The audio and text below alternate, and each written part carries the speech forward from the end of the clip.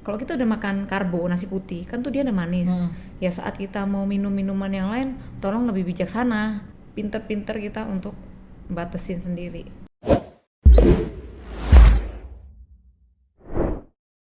Sekarang kita mau ngomongin masalah makanan, Okay. tapi yang sehat, yang untuk mendukung pola hidup sehat. Inilah apa untuk proteksi. Yes. Iya, proteksi dini. Uh-uh. Kalau makanan sehat itu tergantung cara pengolahannya. Kadang makanan itu udah bagus, tapi pengolahannya salah, jadi ya amburadul juga. Oke. Gitu. Jadi kayak misalkan digoreng dicemplungin minyak gitu kan, hancur sudah kayak gitu kan. Terus Tapi sebentar, kita sebelum ngomongin pengolahan nih, mau ngomongin bahan makanan dulu deh. Recommended lah, apapun lah itu. Mungkin. kalau terdebes kan biasanya salmon, tapi orang pasti bilang kata, wih mahal gitu kan. Ya kan sehat nggak harus mahal. Yes. Ya kan ada kayak misalkan kayak ikan kakap juga oke. Kakap. Terus dori, patin juga recommended, tenggiri.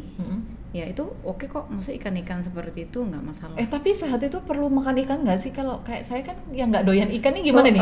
Bentuk lain ada kan solusi bisa. nggak gitu? Bisa. Ayam ada. Oh, oke.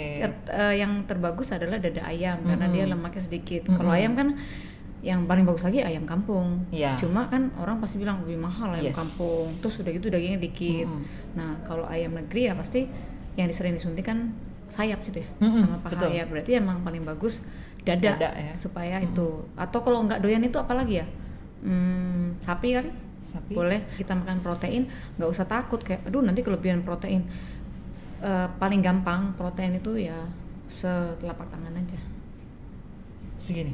Ya, setelapak tangan masing-masing. Ya kan? Kalau tangannya gede gimana dong? Ya sesuai, berarti dia sesuai itu kan. Tuhan nyiptain mungkin nggak ada alasan dia, pasti dia sesuai aja, pasti dia Tuhan pasti kasih yang the best. Ini ya dia buat protein. Kalau karbo dulu saya pernah belajar sekepel sendiri, jangan minjem kepelan tangan orang. Digabung boleh nggak? Sekepel, nah kurang lebih segitu. Tapi kalau sayur, buah itu unlimited. Hanya untuk cara makannya, saran saya kalau buah di awal. Karena dia serat. Kenapa? Karena dia serat. Kalau serat dimakan setelah misalkan main, kayak misalkan terutama kayak ikan, daging yang karbo misalkan apa aja, nanti dia busuk di tengah-tengah. Kalau dia di awal itu udah serat kan, jadi dia udah seratnya udah di depan nih. Begitu dia diolah ada pembusukan, ada pengolahan, ada kelenjar pemasuk, dia langsung cepat keluar. Gitu.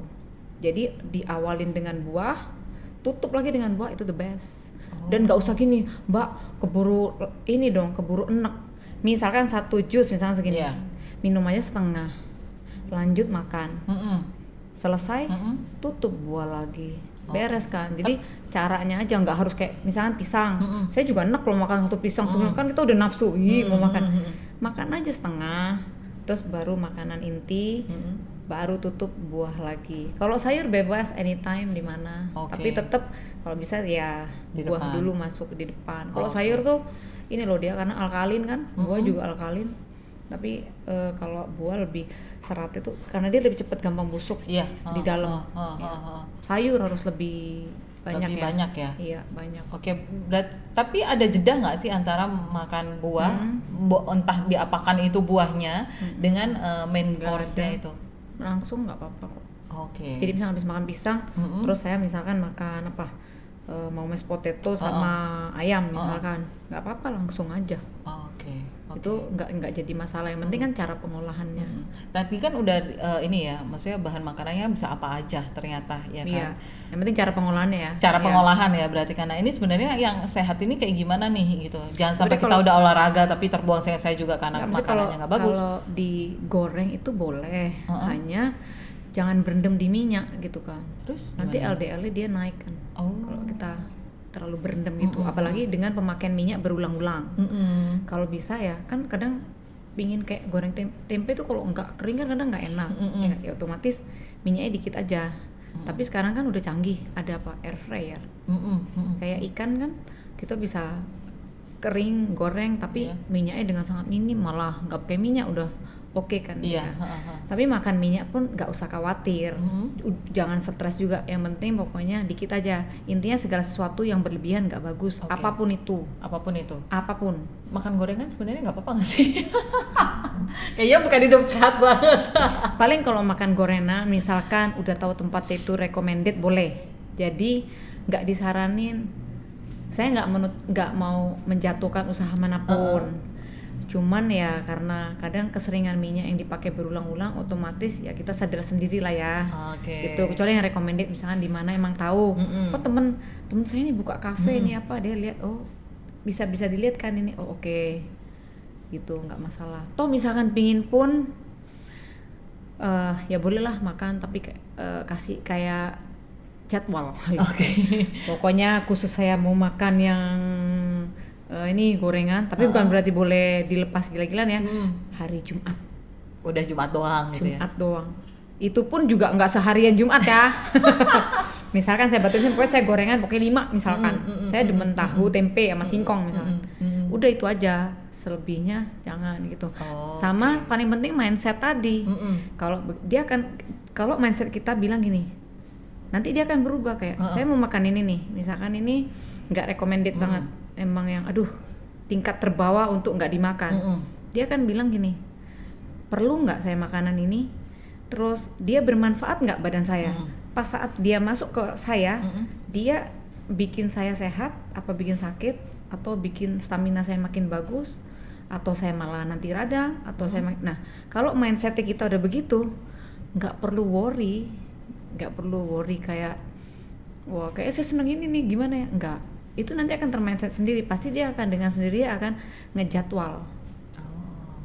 Terus balik lagi kapasitasnya kita apa, balik lagi diet itu berhubungan sama makanan. Diet itu mengatur kalori yang masuk ke badan, bukan nahan lapar. Terus bukan kayak saya ada juga sih yang member enggak, maksudnya saya kalau malam nggak makan. Oh iya, kadang ada orang yang pakai sistem diet bebas sih, mau ikut apa aja, jendela makan. Kalau saya lebih gini loh, yang penting cocok sama individu masing-masing dan tidak membuat individu itu kesehatannya jadi lebih drop.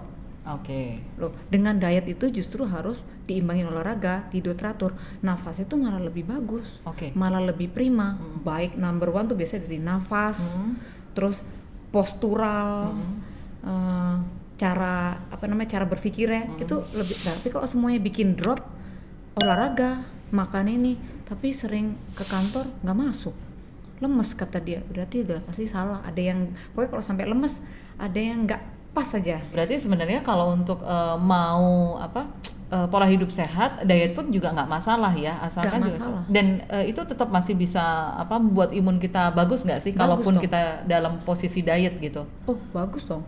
Dengan makanan yang sehat ya otomatis bagus ke badan. Tapi jangan lupa ya itu jangan sampai istirahatnya kurang, terus kayak olahraganya nggak harus seminggu kok, seminggu 2 kali. Kan ngomongin makanan. Nah baiknya makan ini gimana? Apakah ya udah jam 12 waktunya lunch ya lunch, atau jangan pernah ninggalin yang namanya sarapan pagi, atau ya udah nggak usah sarapan, makan siang aja sama makan malam sebelum jam 8 itu cukup atau kayak gimana gitu? Biasanya kalau teratur otomatis lebih bagus. Jadi supaya nih, kenapa orang sering kena asam lambung, kena MAH gitu kan, itu karena ketidakteraturan. Jadi dia biasa misalkan makan misalkan pagi itu jam 7, terus tiba-tiba besok ke skip, terus jam 7 lagi. Pokoknya balik lagi, segala sesuatu yang mempunyai ketidakteraturan, termasuk berlebihan, itu pasti akan bikin sesuatu yang kekurangan di badan itu sendiri. Nah saat dia nggak teratur makan, asam lambung itu kan dia muncul karena pas saat dia penyemprotan pengolahan makanan, tapi yang di dalam nggak ada yang diolah. Luka dong di lambungnya. Nah itu yang bikin kita sakit, drop, karena dari perut nanti bisa jalar ke semua. Itu balik lagi kenapa saya nggak bilang olahraga lain nggak bagus, tapi yoga itu adalah terutama di sistem yang saya jalanin ya, atletik yoga itu ya dia is bengkel gitu, untuk membalance, terus menekan, memijat organ dalam, untuk lebih lebih aware kan. Olahraga tuh bikin kita lebih aware justru, nggak boleh bikin kita loyo. Oke. Nah, kalau dari Mbak sendiri nih, yang biasa rutinitasnya ya, kalau untuk bikin makanan yang yang sesuai dengan inilah ya, porsinya itu kayak gimana sih? Nyiapinnya harus butuh waktu lama nggak sih? Nggak, kalau saya memang kebetulan kalau pagi saya minum lebih ke makanan pengganti kayak shake. Saya pakai shake. Ya kan? Terus tentunya pas pagi itu kan tergantung perut masing-masing ya. Yeah. Kalau saya emang rada tahan, jadi habis shake itu saya meminum ekstrak dari konsentrat buah strawberry, blueberry yang semuanya serba untuk antioksidan. Saya minum itu buat jaga itu. Nanti setelah makan siang baru saya minum yang kayak C dan teman-teman yang mineral dan lain-lain. Oke, sebentar. Kalau untuk makan siangnya kayak gimana tuh? Ya udah. Makan siang saya makan nasi. Makan nasi? Iya. Masak sendiri? Ya, pasti. Karena saya mobile. Enggak. Saya beli. Oke, berarti nggak apa-apa dong, jajan lah ya. Ya nggak apa-apa kok nasi. Maksudnya kan beli nasi. Nanti kita kan milih, ya kan. Nasi putih juga nggak apa-apa sih kalau tingkat kita aktivitasnya tinggi. Kalau kita kekuat loh, yang bawa protein menuju seluruh badan itu karbo. Kalau kita nggak makan karbo sama sekali juga nggak boleh, cuman karbo apa ya kan. Malam-malam memang nggak dianjurin. Kalau buat yang mau diet ya malam jangan makan nasi putih lah, dia gulanya tinggi. Pengganti apa misalkan di buah tuh juga ada karbo dia. Pisang tuh paling tinggi karbonya. Alpukat juga sama. Ya kan? Jadi pengganti karbo. Kalau saya balik lagi saya siang makan karbo. Makan karbo ya makan misalkan apa? Saya paling suka kepala kakap. Cuma bumbunya nggak saya tuang. Kepala kakap Padang nih ceritanya. Iya dong. Iya, maksudnya saya fair. Saya nggak nutupin kayak misalnya gini, wah ini praktisi yoga. Saya akan ngomong, iya saya vegetarian. Memang sesuai yang saya jalanin aja. Siang saya makan nasi dan saya suka kepala kakap ya saya makan itu. Tapi tentunya selalu buah dulu saya. Apa aja buah dulu baru makan itu. Dan saya tidak siram itu kuah yang di Padang itu. Karena yang bahaya tuh yang kuah Padang ya, karena apa? Santan yang dimasak berulang-ulang, nah itu LDL yang naik. Santannya nggak jahat loh, orang jangan salah. Yang matang saat pertama kali, oke. Yang jahat tuh saat udah dipanasin terus. itu sebenarnya yang bahaya, yang udah dipanasin terus gitu. Jadi mari mensiasatin. Boleh ya, pokoknya jangan dituang aja. Nah, kalau malamnya nih biasanya apa nih Mbak? Kalau malam nggak, kalau malam saya misalkan pulang kan biasanya sih mampir ke suatu tempat yang saya makan mashed potato sama daging, atau mashed potato sama ada toge cah. Dan emang khusus diet. Anak saya makan nasi goreng loh. Tapi ada tapinya, pasti dia tidak asin, minyak sedikit, dan pasti nggak pedes. Itu udah pasti. Asin dari kecap jangan ditambahin yang lain, jadi numpuk gitu kayak minuman manis. Kalau kita udah makan karbo nasi putih kan tuh dia ada manis. Ya saat kita mau minum minuman yang lain, tolong lebih bijaksana, pinter-pinter kita untuk batasin sendiri. Tapi yang pasti makan sehat nggak berarti mahal, ya nggak kan? Tempe juga bisa, tuh ada karbo. Tempe, tahu. Tempe karbo atau protein sih sebenarnya Mbak? Lebih gimana? Dia protein tapi nabati. Cuman dia campur ada itunya, karbonya. Dia protein nabati, tapi dia ngandung karbohidrat. Nah Mbak, ini kan katanya konsumsilah jamu-jamuan ya kan, empon-empon lah, rempah-rempah, jahe kunyit apa nih, temulawak ya kan, kencur dan teman-temannya ya kan. Nah katanya itu juga bagus untuk imunitas tubuh. Kalau saya emang dari kecil memang saya minum jamu.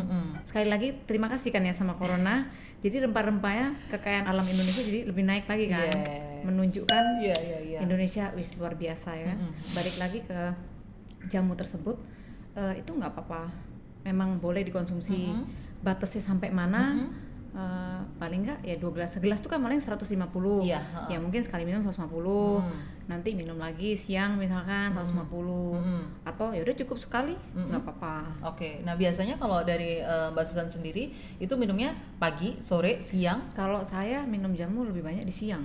Abis makan berarti? Karena kan kalau pagi saya kan mobile, jadi jarang ketemu itu. Atau sekalian saya pesen, karena saya nih pemakai oil. Jadi oilnya itu sendiri mengandung bahan-bahan itu tadi. Dipakainya otomatis. Kalau oil kan yang standar adalah pergelangan tangan, ya kan, belakang telinga, terus di punuk, di dada, telapak kaki. Ya itu emang mengandung bahan-bahan itu, salah satunya lemongrass, serai, turmeric, kunyit ya, ya itu memang mengandung itu. Oke. Jadi jauh sebelum corona memang saya udah mengkonsumsi itu. Jadi nggak masalah ya untuk Nggak masalah. konsumsi atau itu dibuat minyak. Ya, tapi kalau berlebihan nggak bagus ya. Pokoknya semua harus pas takarannya. Ya, harus pas ya dan kan? sesuai aktivitas kita. Oke. Dan kita harus cari sendiri, jangan sampai boleh kita ikutin dulu kayak misalnya saya mau ikutin kayak dietnya ini mau pakai jendela makan atau mau pakai apa. Tapi begitu dia nyoba terus kok saya lemes ya, langsung stop, segera ganti.